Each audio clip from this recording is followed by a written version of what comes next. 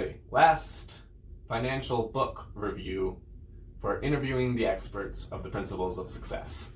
This is number 8, I believe. And this one is the best investing book of all time, and it is Tony Robbins' Money Master the Game: 7 Simple Steps to Financial Freedom. This is more of an investing book than anything else that I've talked about financially. He will break down everything in absolute great detail. This is where I get the mortgage on it, where mutual funds are bad and brokers are not your friends. This is where so much financial wisdom comes from. So, first takeaway for this is you have to master money. I wonder if we talked about that before.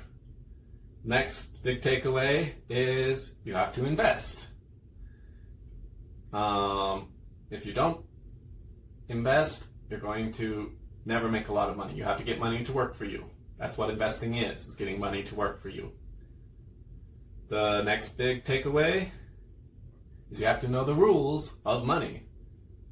Talked about that one before as well. The next one is the 9 myths. I'll come back to that one. I'm just going through these real quick. You also have to define what your goals are. How much money do you want? How old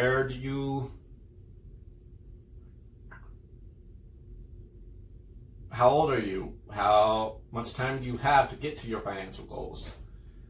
The next takeaway goes into this and is what assets are you going to invest in? Because there's a lot of different ways you can invest.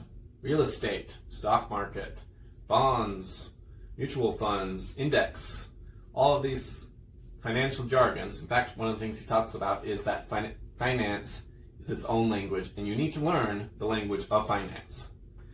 Another takeaway is becoming more valuable, becoming great at what you do, increasing your value to the market so that way your income becomes higher. He talks about annuities. This one I know we haven't talked about yet. An annuity is basically what the Social Security program was based off of. But because it's government, it's not very efficiently run, and not to get too political, but it's not. In fact, I'm not happy that I have to pay Social Security, because by the time I get to needing Social Security, it's going to be long gone. But that's what annuities is what Social Security was based off of.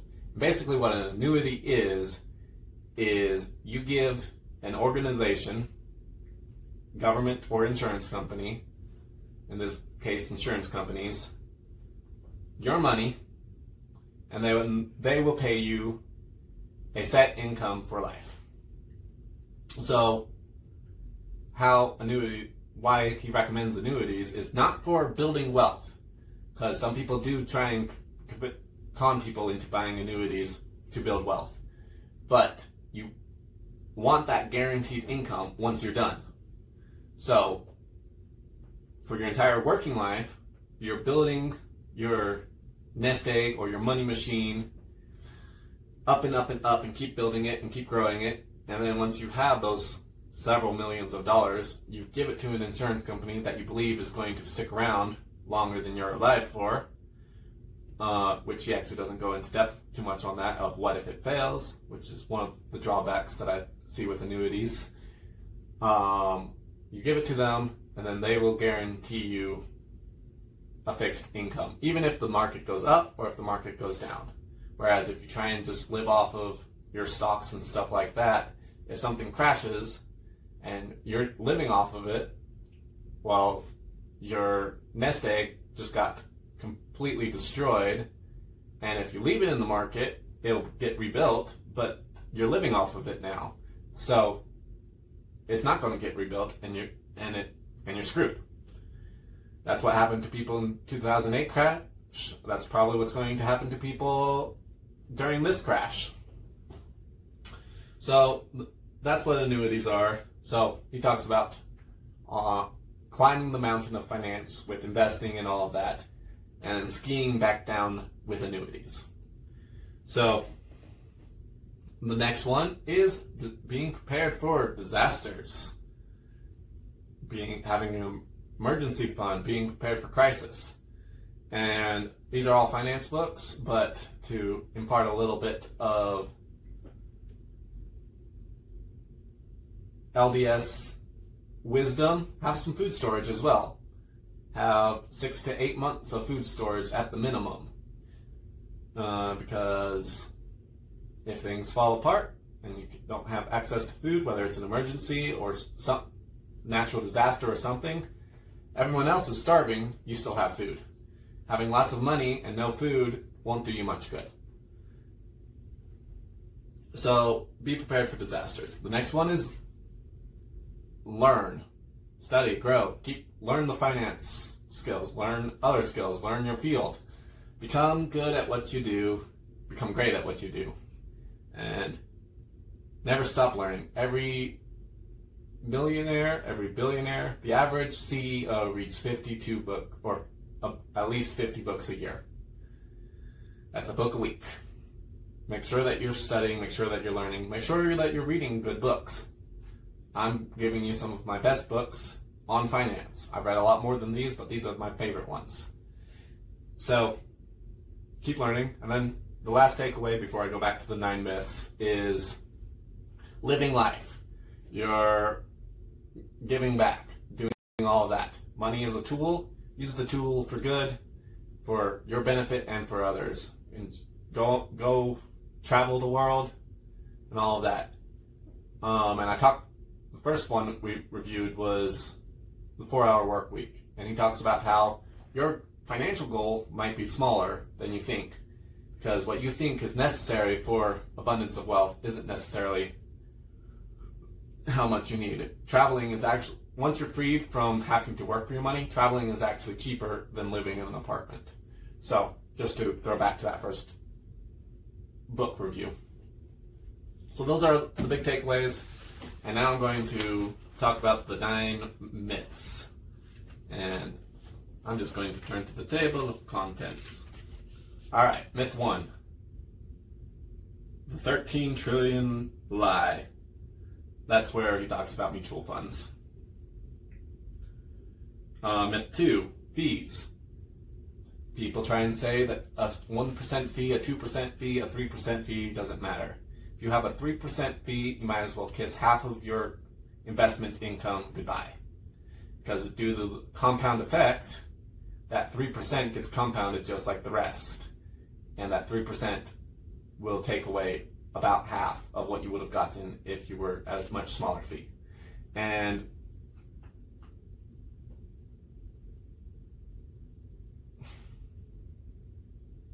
that's why 401ks aren't necessarily your friend, because 401ks often have a ton of fees.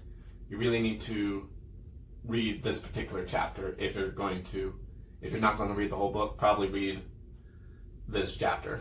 So the next myth is returns, and it's basically annual returns versus real returns. And the best example of this that I saw was in this book, and it is, so you invest 50K into the stock market. It goes up by 50%. So now you have 100K. No, now you have 75K. Then it goes down by 50%. But 50% going down, half of 75K is not 50K. It's much less than that. Then it goes back up 50%. And then it goes back down 50%. You've lost, they'll say the annual return is 0%, but you've lost half of your money. So that's why he breaks down the difference between annual and real. You really need to read the 9 myths. If you're going to read anything, read the 9 myths. The next myth is, I'm your broker and I'm here to help. Brokers are not your friends. It's like going to the butcher shop and asking what's for dinner. They're going to sell you meat. Doesn't matter if what you need is meat or not. Actually, a better example of this is going to a candy store and asking them dietary questions. Candy is terrible for you. Don't eat candy. But they're going to try and sell you some candy. The broker is going to try and sell you what makes his brokerage the most money. And what makes the brokerage the most money costs you the most money. Next myth is your retirement is just a 401k away. You need to make sure that your 401k is a good 401k.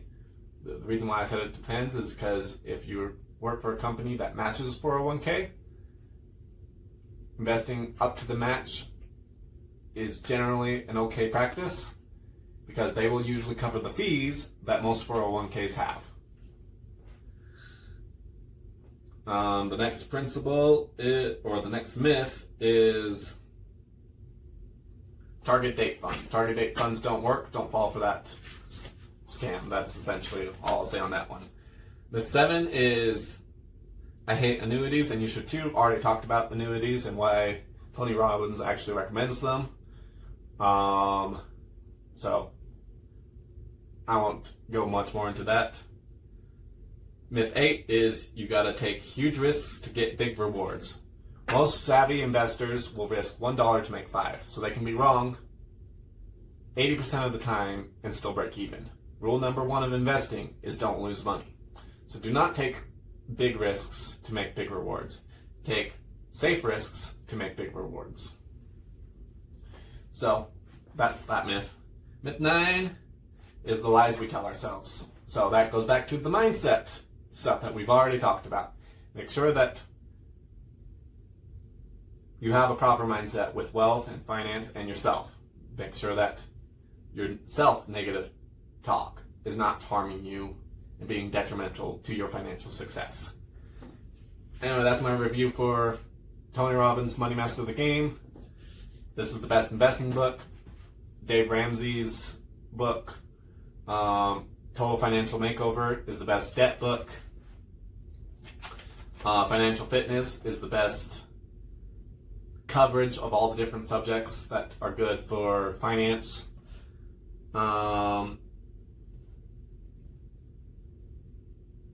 Richest Man to Babylon is the best basics. It's the best intro one, and it's the best to get people who hate to read because it's not boring, it's a story. The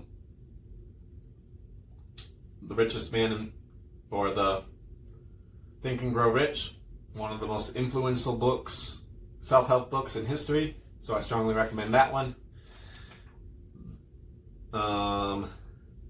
Rich Dad Poor Dad is one of the best financial literacy books and understanding assets, liabilities, cash flow, income statements, all of that. It's the best financial literacy book. The Millionaire Mind is the best mindset book. Think and Grow Rich is kind of the same idea, but I prefer The Millionaire Mind. And they actually have a financial course that you can attend for free. So maybe check that out. And then the last one that was the first one, which was... What one was that one? I didn't write any of the titles down.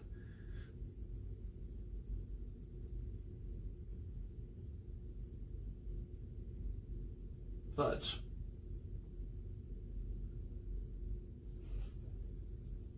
Oh, the 10 Pillars of Wealth. I kind of just like that one. It's not really the best in anything. It's just a good financial book.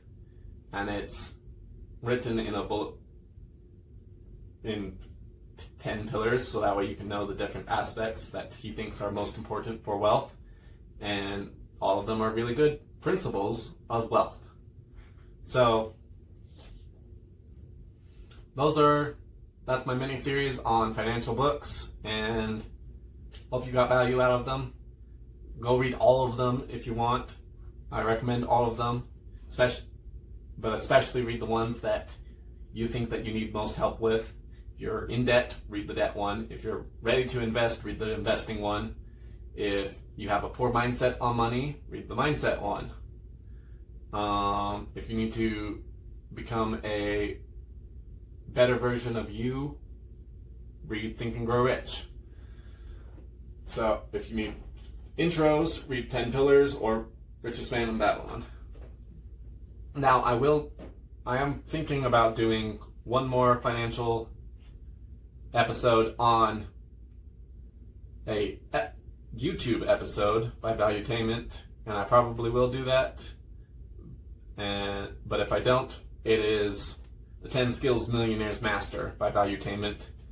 Go watch that one. It's like 20 minutes. You should be able to easily digest that one.